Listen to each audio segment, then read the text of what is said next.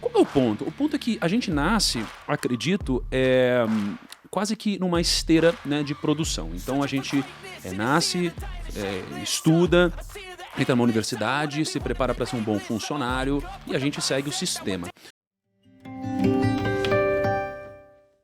O sistema ele nos prepara para sermos medíocres de certa forma. E se você for parar para pensar, hoje, né, eu estava puxando alguns dados, né, 6% da população brasileira faz parte da elite financeira. O que seria elite financeira? Seria você ter, né, um salário per capita de R$ 3.700.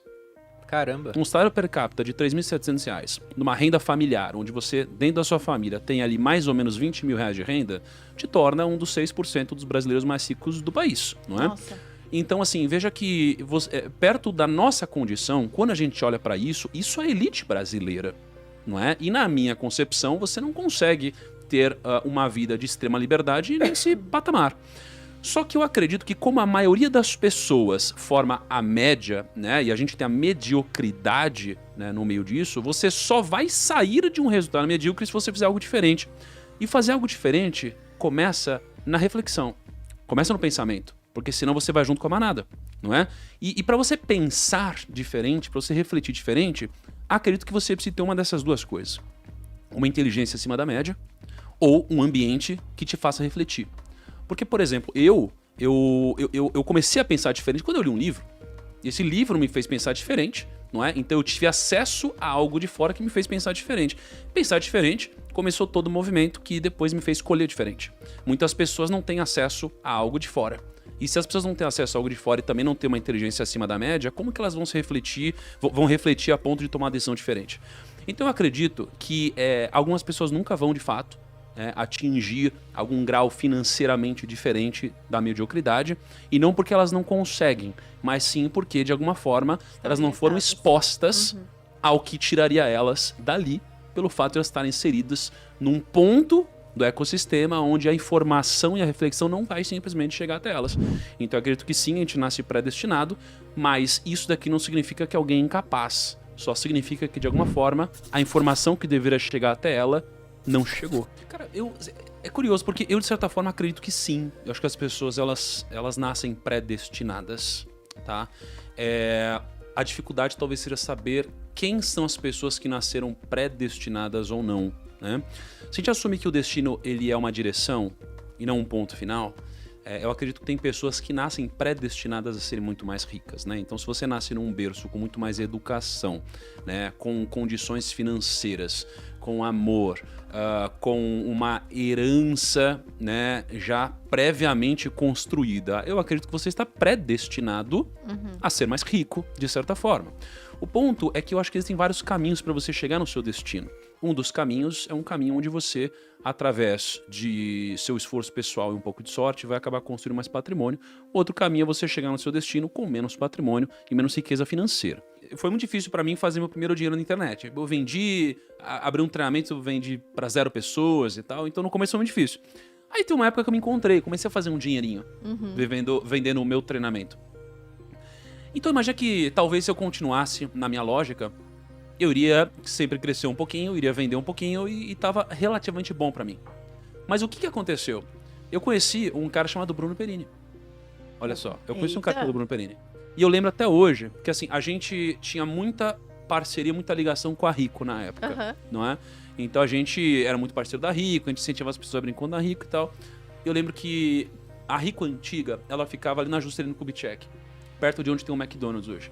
Então eu lembro que estava sentado num sofá um dia, onde as pessoas, os clientes esperavam antes de fazer uma reunião. Tava eu e o Perini, sentado, e eu tava inconformado. Eu sentei com o Perini e falei: Perini, pelo amor de Deus, de verdade, do fundo do coração, me explica, por favor, de verdade, como que você consegue vender tanto? Eu perguntei isso, eu falei: Perini, do fundo do meu coração, me explica como você consegue vender tanto. Porque em números, o Primo Rico ele era muito maior do que o Perini, mas o Perini ele vendia muito mais. Eu falava: como que isso é possível? Porque a lógica não bate, não é? Então, alguém me trouxe uma informação de fora. O ecossistema me permitiu conhecer alguém que continha informações que eu não tinha, não é? E na época, o Perini me deu uma instrução. E uma das coisas que ele me instruiu foi o seguinte: Tiago, uma das coisas que a gente faz diferente de todos os treinamentos é porque a gente tem um grupo treinado por mim que responde todas as perguntas num grau muito profundo. Eu falei, caramba, sério? Como que você faz isso? Ele me explicou. Eu falei, nossa, é por isso que o seu treinamento ele é tão bom? Esse era um dos motivos.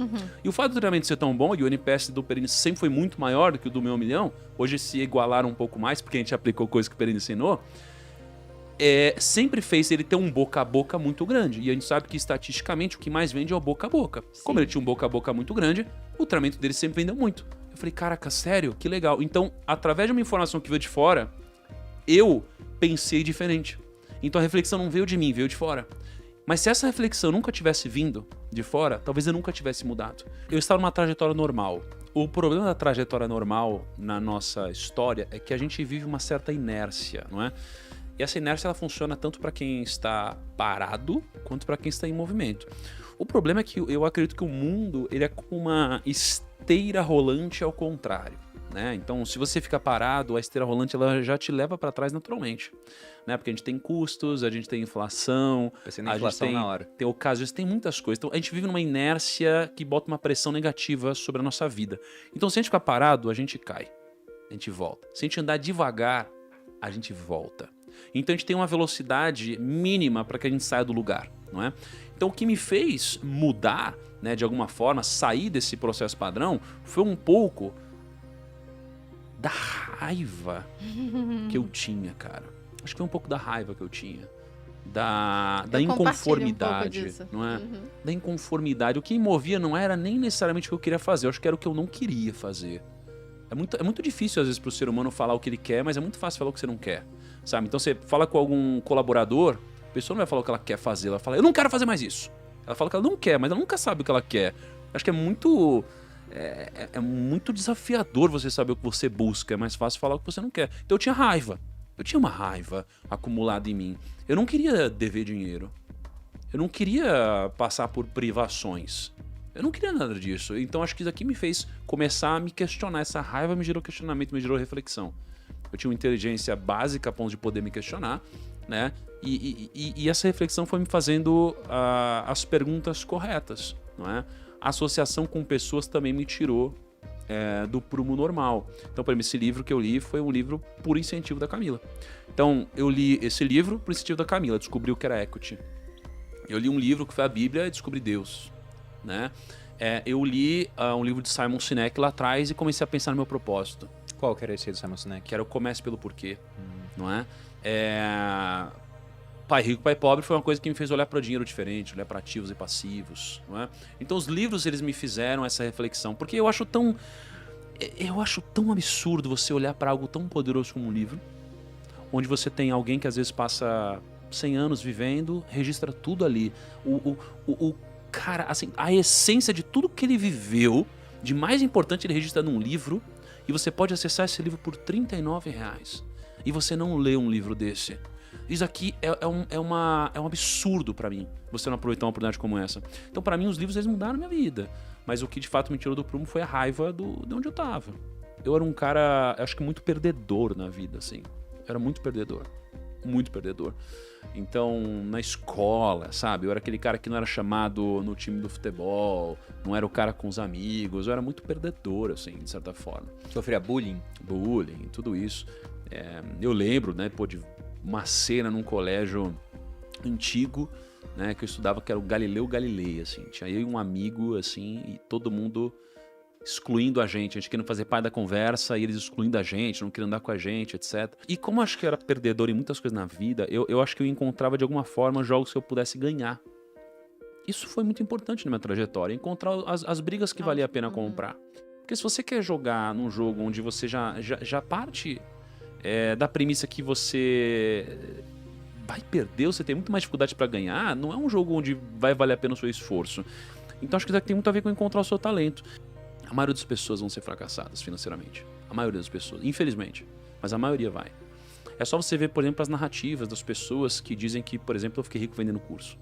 E que falaram que você também ficou rico vendendo curso, etc. Primeiro que não tem nenhum problema nisso. Porque se fosse um curso se fosse um professor ensinando, sei lá, educação financeira na escola ia ser nobre, mas quando você vira um curso e você ganha dinheiro, parece que isso é horrível. É uma narrativa que, já que as pessoas não conseguem enriquecer, elas querem transformar você num fracassado e pegam uma narrativa que é confortável para que elas justifiquem, né, a própria falta de sucesso que elas têm na vida. Né? E mesmo eu mostrando que, por exemplo, eu atingi minha liberdade financeira antes mesmo de vender qualquer curso. E pessoas insistem em fazer isso. Então eu sempre quis jogar um jogo que eu pudesse ganhar. Esse é um jogo que eu podia ganhar. Porque ninguém queria trabalhar mais do que eu. Eu trabalhava muito. Eu trabalho muito ainda, mas mudou. Eu chegava muito cedo, cara. Eu lembro que eu chegava lá no escritório de manhã, eu olhava pra lá, não tinha ninguém no escritório. Eu queria jogar um jogo que eu pudesse ganhar, cara. Pra mim, as pessoas não têm que entrar num jogo que elas não possam ganhar, porque senão é desleal. Você vai jogar com alguém que é talentoso nessa área. É o Jorge Paulo Lemann, que desistiu do tênis mesmo sendo um bom jogador, porque ele não poderia ser o melhor do mundo. Então, é isso. Vem um pouco daí, cara.